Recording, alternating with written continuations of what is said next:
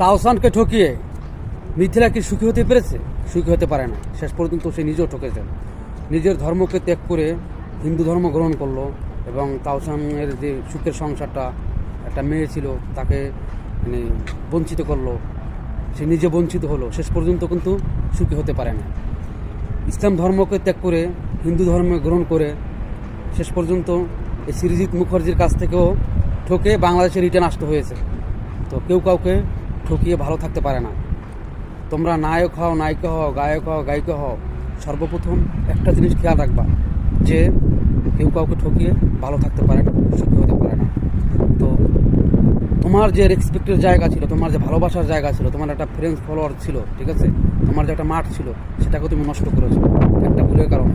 কারণ তার কাছ থেকে কী মধু পেয়েছো জানি না, সেই মধু খেতে গিয়েই আজকের তুমি ঠকেছো। উপর আল্লাহ একজন আছে, আল্লাহ ছাড় দেয়।